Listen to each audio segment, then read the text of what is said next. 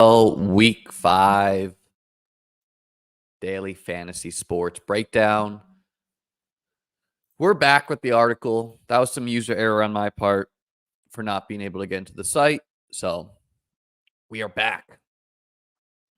You can find this article at beatbestball.com. Keeping it free for now. Might paywall it eventually. Maybe after we win a tournament this week. So we like to look at this. Start this with looking at the winner from last week. Pretty chalky lineup overall. Chalky means high owned. Not really that surprising. A lot of the top DFS guys play a lot of chalk. Justin Fields, Pickens was in the winner here. I mentioned this as a very playable spot. The Fields single, Fields double. Also a high owned Chuba Hubbard. James Conner. I consider James Conner leverage off of the Washington-Arizona game as far as it failing. So we had that piece. A low-owned Jaden Reed and Mike Evans. I was all over Jaden Reed last week. Did not play Mike Evans. And then Taysom Hill. 2 rushing touchdowns certainly helps. A high-owned Nico Collins against man coverage Jacksonville. And the chalky defense scored 2 touchdowns. Certainly helps.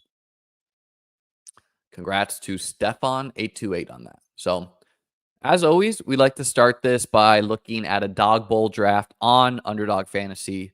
You can use promo code ChessLiam to play on Underdog Fantasy if you're not up and running there.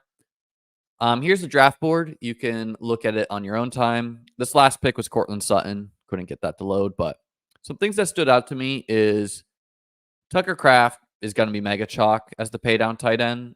He's 3,500, but goes as the tight end 7. No one's going to want to play Jerome Ford, despite him being in a great matchup against Washington. DK Metcalf and Kenneth Walker both won his first-round picks in this. They're both going to be very high-owned. They're underpriced as they played on Monday Night Football, and they didn't get the salary bump from having good games. Anthony Richardson, he might not play, but he's going to be very low-owned at 6K if he does. And I thought he looked good until the injury against the Steelers. People like Christian Kirk. They love Brian Thomas, myself included. But I doubt they're going to be as into Trevor Lawrence, who has just looked pretty bad. So interesting Trevor doubles are to me. NFL implied team totals. Top 5 on the slate. 49ers, Packers, Ravens, Seahawks, Bills / Jags. Jags getting respect, so maybe Trevor will be high owned. Bottom 5. Raiders, Dolphins, Giants, Patriots, Bears. I mean, how down bad are the Raiders to be at 16.5 with their starting quarterback, you know? And this is why I think it's kind of silly. People are saying Brock Bowers tight end 1. Is the tight end 1 going to be on the team with the lowest implied team total every slate? Probably not. Highest over-unders. 49ers Cardinals game, Sporting a 50. Bengals Ravens 49. Packers Rams 48.5. Bills Texans 47.5. And Jags Colts 46.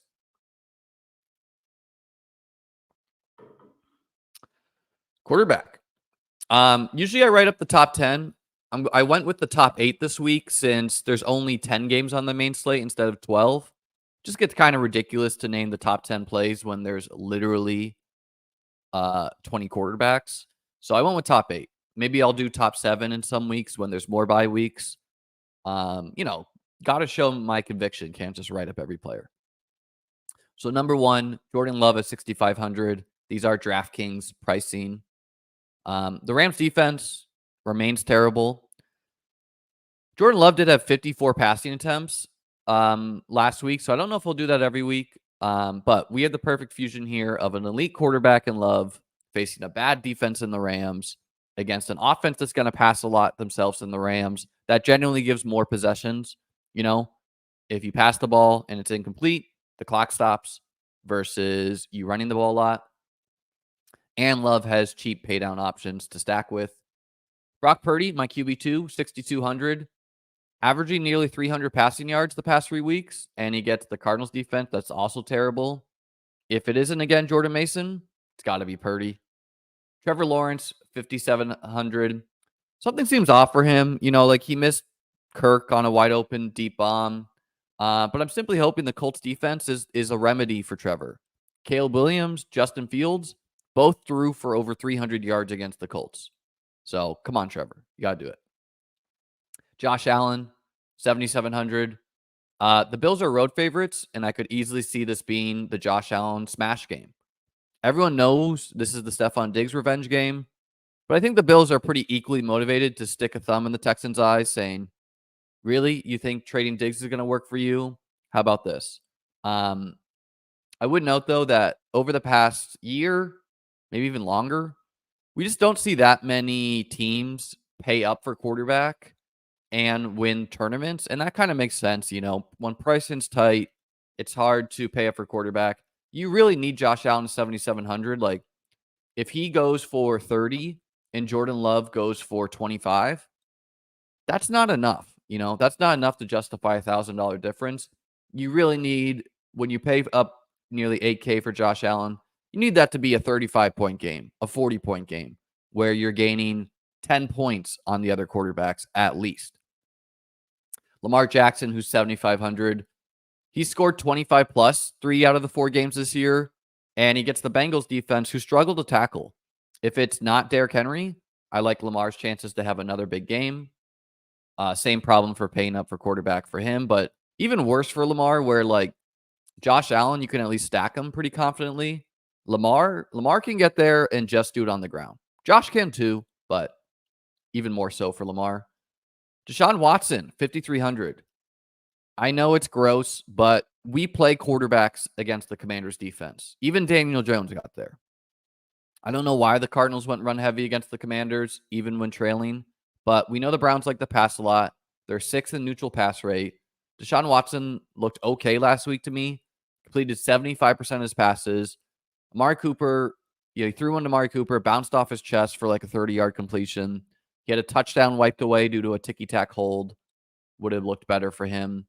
And yeah, Daniel Jones to Malik Neighbors won tournaments against the Commanders a couple weeks ago. Could be Deshaun Watson's turn. Geno Smith, 5,900. Seahawks are league leaders in neutral pass rate. And Geno's averaging over 300 yards in the past 3 games. Giants corners aren't anything special. And the Giants, they have a good front 7, so it can be hard to run on them. So could easily see Geno getting there.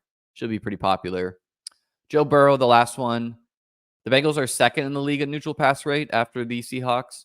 And the Ravens defense is a pass funnel. 28th in passing yards, 1st in rushing yards. If the Ravens aren't able to control ball control the whole game, I like Burrow's chances to put up a tournament winning score. What I mean by that is and why I have Burrow pretty low on this list is the worry of this game is the way the Ravens want to win games is they want to run the football. They want to limit possessions. When you run the football, it just inherently means the other team doesn't get as many attempts at the ball. And so the game can just get out of hand pretty quick. The Ravens can run the ball, go score, eat up 10 minutes of clock. Bengals go 3 and out. Ravens do it again. And all of a sudden, you're nearly to the second half. The Bengals have only touched the ball twice. Now you're in the second half and you have no points. So can easily see this game falling flat on its face. And then included a tweet here from Hayden Winks with the neutral pass rates. Top 5 in that. Seahawks, Bengals, Rams, Vikings, Cowboys not on the slate. Browns, Bucks not on the slate. Jets not on the slate. Bills are on the slate. Bottom 5, Ravens, Patriots, Chargers not on the slate. Steelers not on the slate. Broncos, Packers are on the slate. Commanders are on the slate. Dolphins. Obviously, for the Packers one, don't know what is real here or what is not because they had Malik Willis playing quarterback 2 of the games. And one of those games, they just ran the ball relentlessly against the Colts. If you go into the article, you can click into this to look at it. And neutral pass rate, by the way, is defined as first and second down passing rates when the Vegas win percentage is between 25 to 75%, excluding under 2 minutes. So it's trying to isolate for what teams actually want to do in first and second downs. how often they're actually deciding to throw the ball versus run the ball. Running back.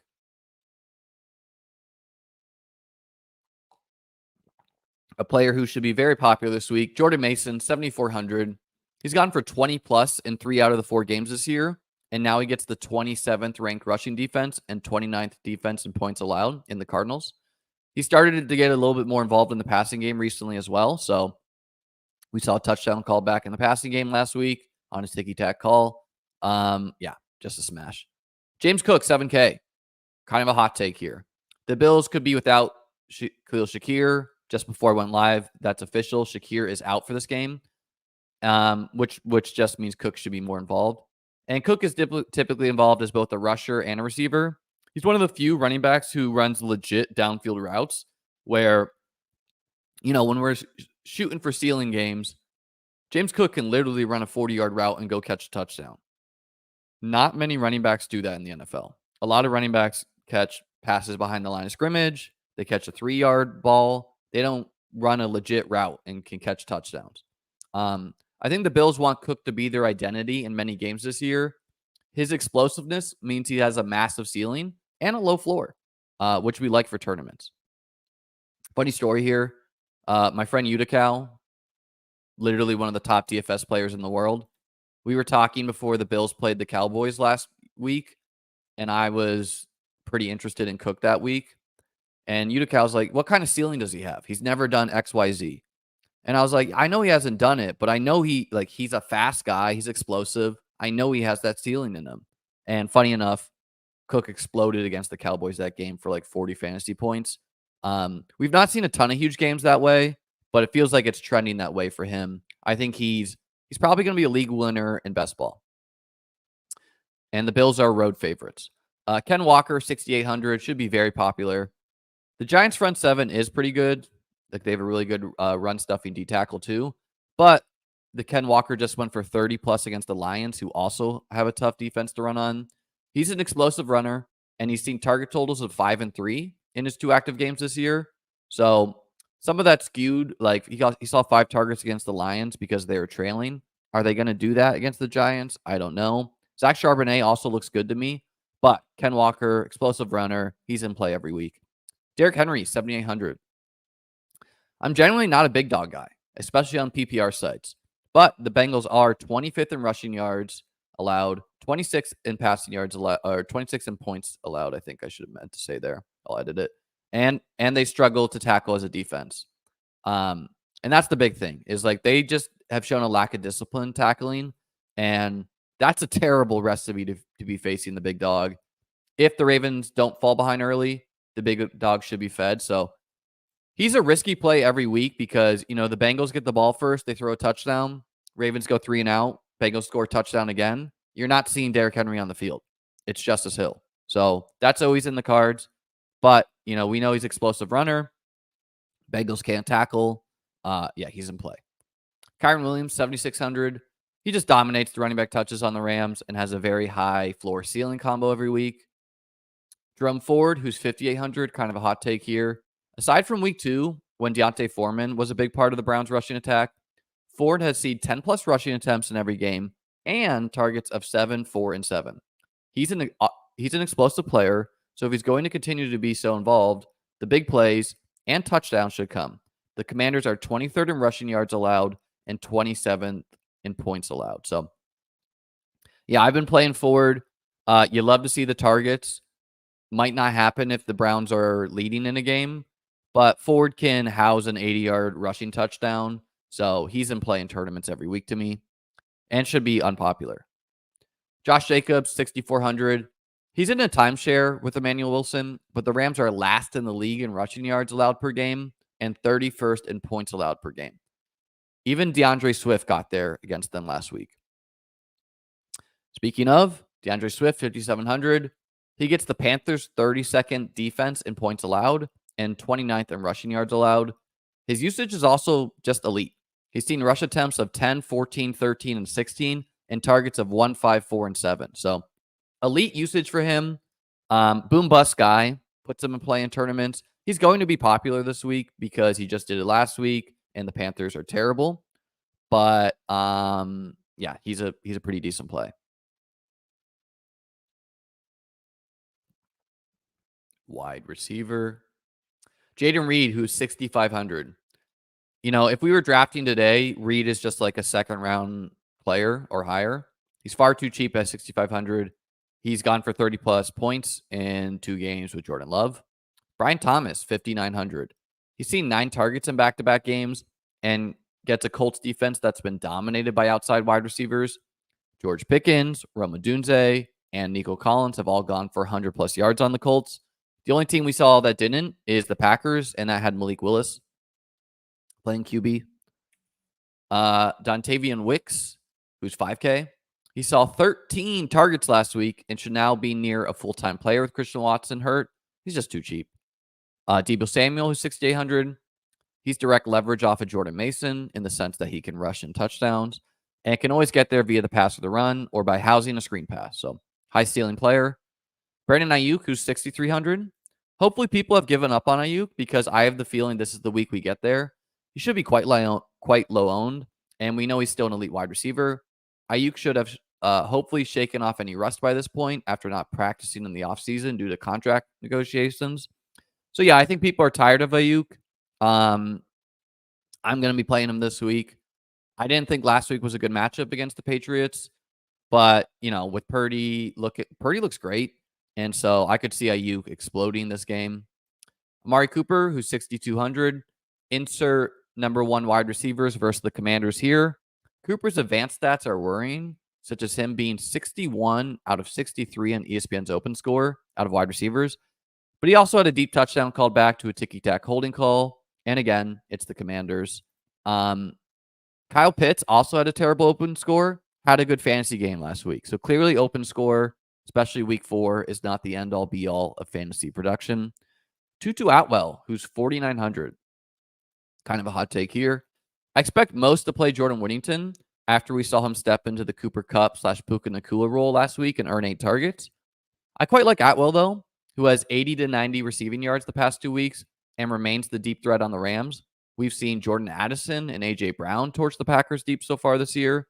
DeAndre Hopkins and Alec Pierce also turned in respectable games against them.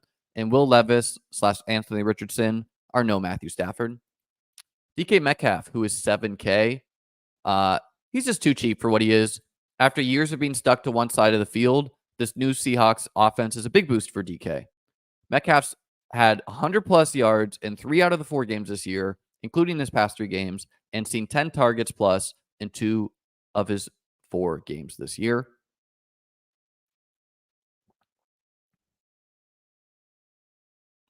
Tight end, Tucker Kraft, who's 3,500. He saw 9 targets last week and is a borderline top 12 tight end to me, who is cheap. Also, I think the Packers might not have Luke Musgrave. He won't score both a touchdown and a 2-point conversion every week, but he'll be popular for a reason. Dalton Kincaid, who's 5,300. There's things to be encouraged and disappointed about Kincaid so far. He's seen scripted plays such as tight end screens, which helps floor, and is generating downfield targets and end zone targets. He's also not running a full complement of routes, but the Bills could have been saving him possibly for their tough upcoming schedule and just accepting mid-game that they were going to lose to the Ravens. The Bills without Shakir should also benefit Kincaid. He had 50 yards and 7 targets on a night Josh Allen only threw for 180. So I still think Kincaid is a big part of the Bills passing game. If the Bills need to pass, I like Kincaid's chances to have a big game. Should be quite low owned too. People just don't want to pay $5,300 for him. George Kittle, he's a little beat up, but Kittle's in play every week. Scored a touchdown in 2 out of his 3 games this year. Eric All, who's 2,700. He's had 4 targets and 4 catches in 3 straight games. He's a great cheap punt tight end to me. Colby Parkinson, who's 3,700. Seen 5+ targets in 3 out of 4 games this year. Evan Ingram, who's 4,600. I'm expecting him to play, and the Colts are 30th in tight end points allowed despite playing Dalton Schultz, Cole Kmet, Pat Freiermuth, and the Packers duo. So they haven't really played anyone tough. Ingram definitely in play if he plays. Isaiah Likely, who's 4,400. If the Bengals can get a lead, the Ravens should be forced to pass, which would help Likely potentially turn in another big game. Just feels firmly ahead of Mark Andrews. Brock Bowers, who's 5,500. No Devontae Adams, No Michael Mayer. The path is clearing for Powers to dominate touches on the Raiders. Defense-wise, the Broncos, who are 2,900, they're averaging 10 points per game as a defense and are getting the lowest implied total Raiders.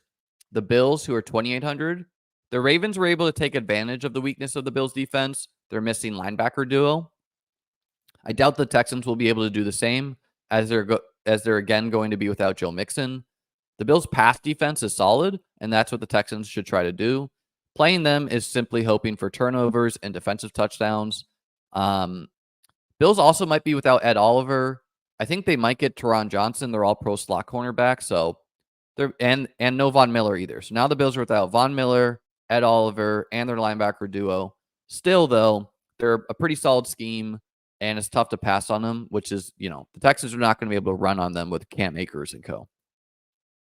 Browns, who are 2,700, they're a legit good defense. And although Jaden Daniels looks awesome, he's played 4 pretty bad defenses in the Cardinals, Bengals, Giants, and Bucks. Patriots, who are 2,900, they get the disastrous Dolphins. Panthers, who are 2,400, not a good defense, but Caleb Williams is prone to mistakes. Giants, who are 2,400, they're okay as a defense, and the Seahawks are going to pass the ball a lot. Colts, who are 2,600, if Trevor Lawrence is again terrible, the Colts D should benefit. And then the Bears, who are 3,600. They're my favorite pay-up defense. Andy Dalton's looked good, but he did that against the Raiders and the Bengals. The Bears defense is legit and could dominate. 8 leverage spots / game theory plays. This is where I try to think about what's the chalk and how do we benefit from the chalk failing. You should be in the habit of doing this if you play DFS. It's simply hard to win by thinking who's going to score the most points. Number 1, Josh Jacobs versus the Packers passing game. Many are going to roll out Jordan Love doubles or even triples. Playing Josh Jacobs as a path to failure is logical. If you wanted to get real frisky, you could play Josh Jacobs and a Matt Stafford double. So Josh Jacobs scores the touchdowns. It means Dontavian Wicks is not. And Jaden Reed is not. Also, if the Packers passing game pieces fail, it will remind me a lot of the Bears failing last week, where the Bears ran 90 plays in 55 passing attempts against the Colts. Then they didn't against the Rams. The Packers just passed the ball a lot in a trailing game script. Maybe they won't if they're winning against the Rams. Seahawks passing game versus Ken Walker. I'm expecting Kenneth Walker to be very popular. And the Giants front 7 is actually quite good. So playing Geno doubles is a way to benefit from Walker failing. DK is going to be popular, but you throw in a Noah Fant, you throw in a Lockett, you throw in a JSN. 49ers passing game pieces versus Jordan Mason. Every week, 49ers passing game pieces will be leveraged off of popular Jordan Mason. In order, I expect Kittle, Debo, and then Ayuk / Jennings to be the most popular. I quite like Purdy doubles this week. Josh Allen and Kincaid. People don't like to pay up for quarterback. They also don't like to pay up for tight end. So if you do both, you'll be competing with a lot less builds. Play the Bears defense. People don't like to pay up for defense. Anytime you do, you're simply hoping your defense goes for 20 plus and every other defense fails. Build stars and scrubs. Unlike past weeks, I'm expecting more balanced builds to be popular. Reasonably priced guys like Jaden Reed, Amari Cooper, Dontavian Wicks, Kenneth Walker, Tucker Kraft, Trey Sermon, DeAndre Swift. All these guys are affordable, kind of leading people towards balanced builds. So there's also not a ton of punt wide receivers where you're happy to put in your lineup. So if you build a lineup with Jamar Chase, Nico, Tyreek Hill as your 3 wide receivers, and then try to do some punts, you should be very unique compared to most. Hey, Patrick, he said, no better endorsement than this. I've watched these videos and cashed 2 weeks with 3 entries in tournaments. You got it, Patrick. 7, play anyone but Tucker Kraft as your cheap tight end. I'm going to eat Kraft chalk in some lineups, but, and he's going to be chalk for a good reason, but you play any other tight end and you're going to benefit from lower ownership. My favorite is Eric All or Colby Parkinson. If Kraft is going to be 35%, and Colby Parkinson's going to be 8%. Doesn't take a genius to tell you that Tucker Kraft is not, 5 times more likely to outscore Colby Parkinson. And 8, build some unexpected game scripts. This is something you can do every week. People are generally overconfident of how a game will go. Some examples of some game scripts that should be relatively unique could be the following. You build a Lamar double and the Bengals running back. So basically, the Ravens are trailing in this game script. You build Josh Jacobs and a Stafford double. You build James Conner and a Purdy double. So Cardinals get up early. James Conner has a good game. They're trying to ice the game with James Conner. 49ers have to pass to get back into it. The cheap punt options. Quarterback, T-Law at 5,700. Deshaun Watson at 5,300. Matt Stafford at 5,500. Daniel Jones at 5,200. And Caleb Williams at 5,800. Maybe Joe Flacco too at 55. I didn't write up the Colts pieces because I don't know. But like Josh Downs and everyone, they're all in play if Flacco fires up at QB. Running back, DeAndre Swift at 5,700. Jerome Ford at 5,800. Trey Sermon at 5,700, assuming no JT. Antonio Gibson at 5,100, assuming Ramondre is benched to start this game. This one's a gamble where Ramondre's fumbled in 4 games, so they might just send a message here and roll with Gibson. Should be low owned because it is a gamble. And then Alexander Madison at 5,200, assuming no Zamir White. Wide receiver, Trey Tucker at 4,100. Curtis Samuel at 4,200, assuming no Khalil Shakir, which is confirmed. Andre Yoshivats at 4K. Olamide Zacchaeus at 3,600. This is like definitely point chasing, but maybe the Zacchaeus usage was real. And then Jalen Polk at 3,700. Yeah, just the best bet for a breakout on the Patriots. Tight end, Eric All at 2,700. Tucker Kraft at 3,500. Colby Parkinson at 3,700. Noah Fant at 3,600. I also think you can play the the Seahawks rookie guy, but it's a big gamble. And then Hunter Henry at 3,900. Tight ends against the Dolphins, generally good. Defense, Browns at 2,700, Panthers at 2,400, Giants at 2,400, Colts at 2,600, Cardinals at 2,300. I like to give the cheap options in case people build a lineup and they're like, I just need a cheap wide receiver. Who do I choose? So this is giving you some guidance there. All right, ladies and gentlemen, that's the DFS breakdown. Short and sweet on a slate like this. I'll hang around for a little bit here, answer any questions. Gonna work on my resurrection rankings. Chuba or Wicks? I would do Wicks.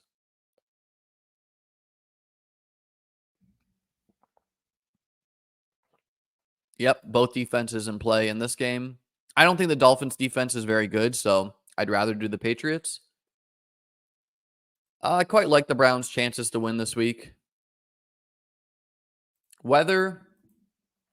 Yeah, I typically don't care about weather, but we'll see what our friends at Roto Grinders have to say there.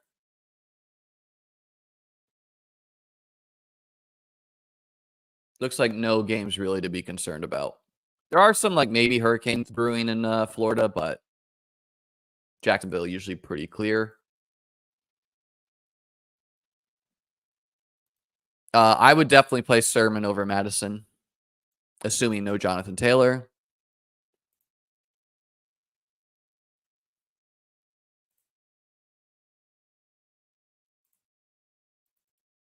Here's this article, by the way. Kincaid or Bowers, non-PPR? I would do Kincaid. Tough call choosing the tight end that has the lowest implied total on the slate in the Raiders or one of the teams with the highest implied totals in the Bills. No, I would not trade away Puka Nacua if you're 4-0. It's going to return week 8, though, so.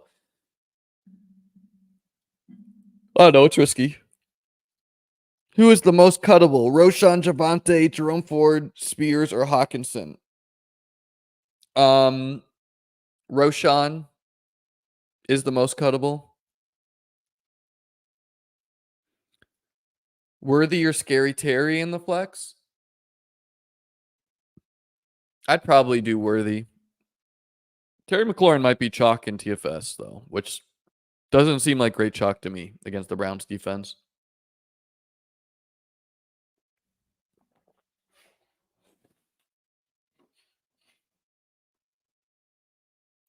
Yeah, I quite like Kincaid without Shakir. You know, there's past the failure for him, such as Josh Allen running the ball, James Cook getting a lot of work, Curtis Samuel getting a lot of work, but just think he's going to be the Bills' #1 target. And he's affordable and he fills in the tight end spot, and everyone's going to play Tucker Kraft. So I'll definitely be playing a Josh Allen Kincaid lineup. Yeah, I don't know why. I think ESPN is just wrong about I don't know. I think they were just lazy with Kincaid because he played on Sunday Night Football. And so they probably just didn't include that data.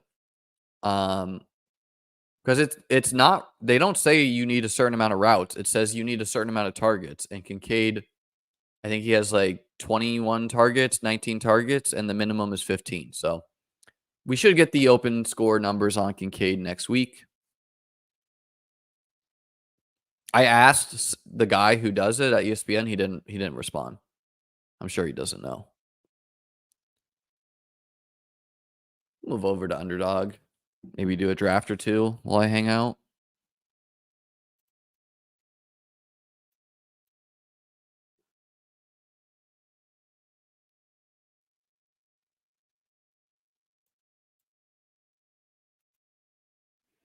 If you guys like these videos, be sure to like and subscribe.